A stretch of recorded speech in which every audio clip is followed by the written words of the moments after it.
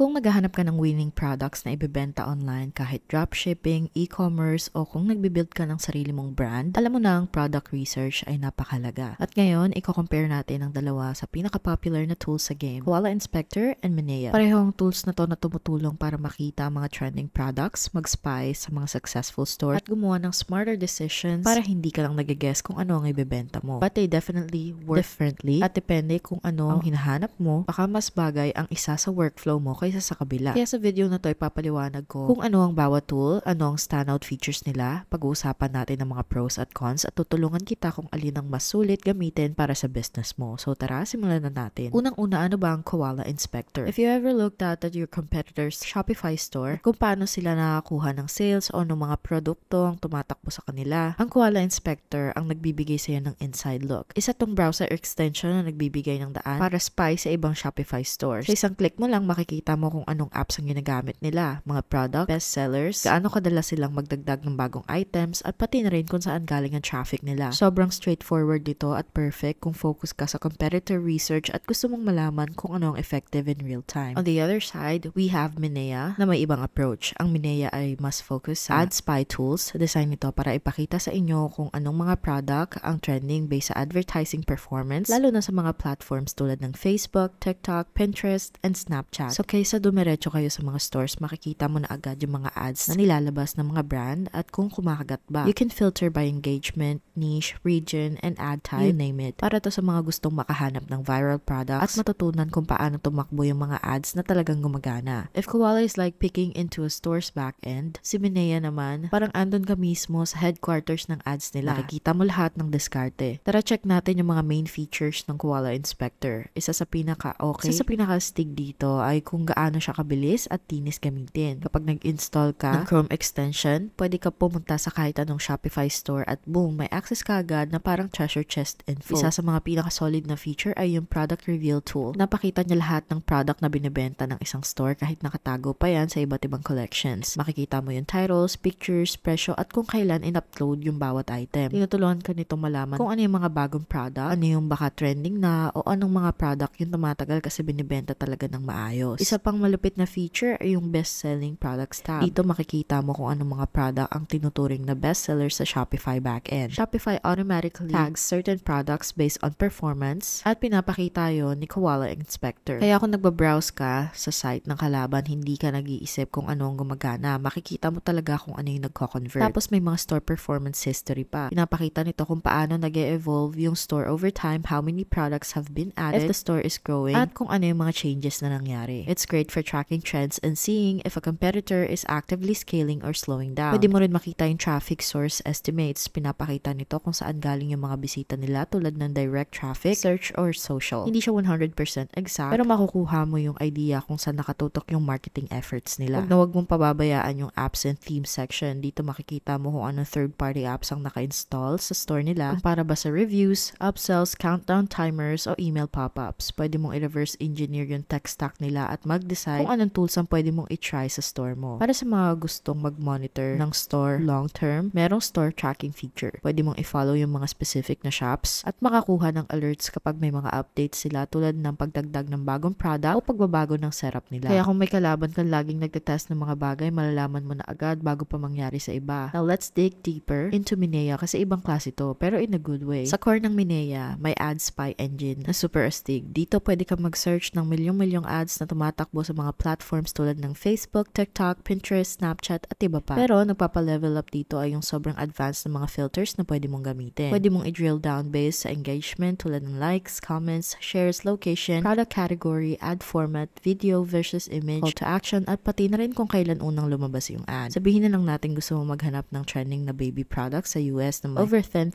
views sa TikTok. Kaya yan ng Minea, makikita mo agad at makikita mo rin yung exact creative na ginamit nila plus the landing page it links to. Isa pang sobrang useful na feature yung advertiser profile view. Pag nakita mo na yung store na may magandang ad, pwede mong i-click para makita lahat ng ibang ads na tinatakbo nila. Makakatulong to para malaman kung nagtatest sila ng iba't ibang offers, nagsiscale ng winning product, o kaya naman ay tumatakbo ng full funnel strategy. Hindi lang isang ad yung makikita mo yung buong playbook nila. Meron din yung product analysis dashboard na nagpapakita ng top performing products sa iba't ibang categories based sa ad activity. Kaya kung hindi mo alam kung saan magsisimula, pwede ka mag-browse ng trending pics at mag-filter ayon sa industry tulad ng home decor, fashion, fitness at kung ano man yan. Tapos meron ding influencer marketing section na wala si Koala. Binabantayan ng Minia yung mga brands na gumagamit ng influencers para mag-promote ng produkto at pinapakita nito yung mga creator posts, engagement at kung anong klaseng product ang pinopromote nila. Kung plano mong gumamit ng UGC at mag-hire ng TikTok creators, malaking tulong yung data na to para malaman kung anong content yung nako-convert. Isa pang underrated na feature yung competitor monitoring tool. Kaya kung may mga brands kang gustong bantayan, pwede mo silang ilagay sa watchlist mo at makakuha ng updates tungkol sa ads nila at mga bagong products. Parang store tracking sa Koala pero sa ads naman. Panghuli, may Chrome extension din si Minea. Bang nagsa-social media ka tapos may ad na napansin, mo agad itong isave sa Minea. Analyze ito at tago sa swipe file mo para balikan mo later. Ngayon na naiintindihan mo na kung anong ginagawa ng bawat isa sa ilang mga highlight features, na naman natin yung mga iba't ibang pricing options. Kung gusto mo siguraduhin na makuha yung best price, gamitin mo lang yung exclusive link namin sa description. Pwede mo na agad idagdag sa Chrome dito. Super dali lang, diba? Yun, para sa iba't ibang plan options, also ng free version at ito ay para subukan mo lang. Mga limitadong tools ka pero sa plan na to, makakakuha ka pa rin ng shop structure. Sabihin mga basic insights tungkol sa store mo. Makakakuha ka ng product statistics, may initial performance data ka, pati na rin yung mga bagong produkto at bestsellers. May option ka rin mag-export to CSV. Mas makakuha ka ng 10 tokens para subukan yung key features. Kaya pwede mong i-try lahat ng libre. Sunod naman yung professional plan at nasa $17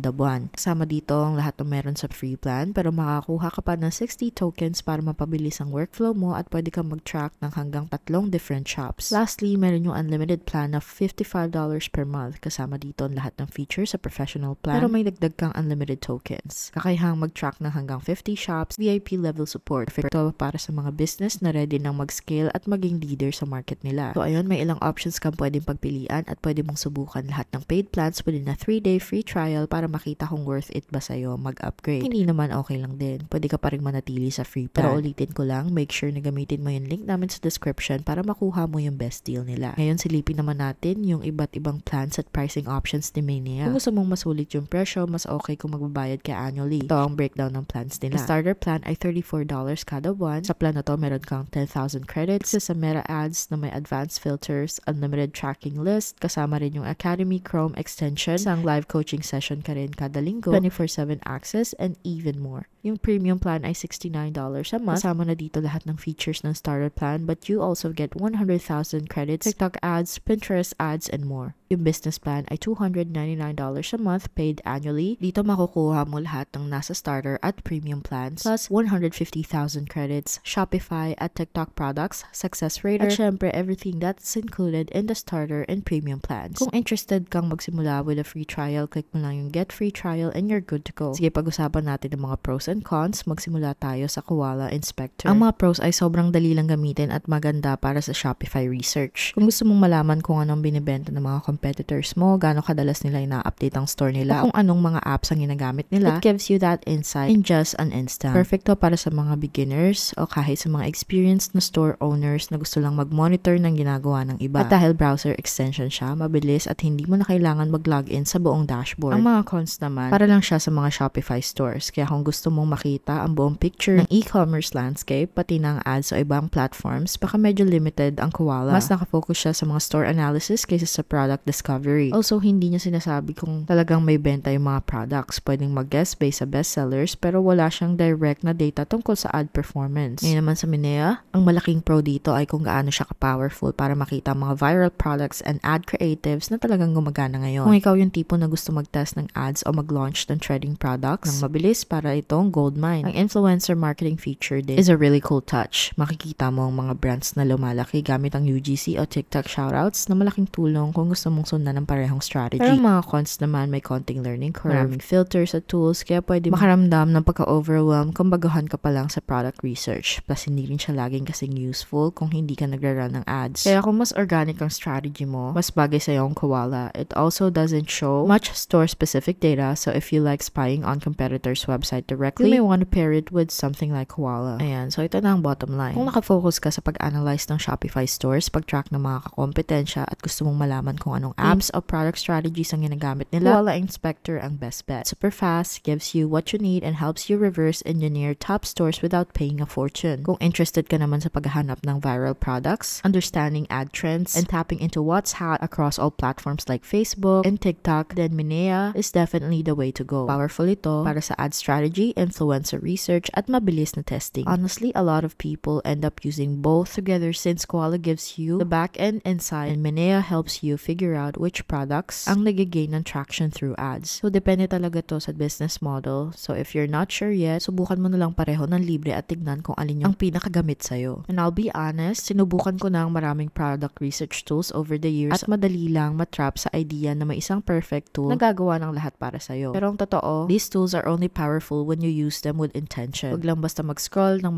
sa mga ads o mag-spy ng mga stores ng buong araw. Mag-set ng timer, maghanap ng solid na idea, i-test mo, at i-live mo agad. Ang momentum, yung pinaka-importante sa negosyo. Kung nakatulong sa'yo ang video na to decide kung alin ang pinakamagandang tool para sa'yo, gusto ko makarinig mula sa inyo in the comments below. Huwag kalimutan mag-like at mag-subscribe sa channel. Again, mag-iwan ng comments o questions sa baba. We'd absolutely love to hear your thoughts on this. Ulitin ko lang, kung gusto mong magsiguro na makakuha ng best price possible, siguraduhin mong gamitin ang link sa description. These are affiliate links, so if you do choose to sign up through them, it helps support the channel at no extra cost to you. Kung pipiliin mong gamitin ng mga to, sobrang na-appreciate namin kayo. Maraming salamat sa panonood at kita-kits tayo sa susunod na video.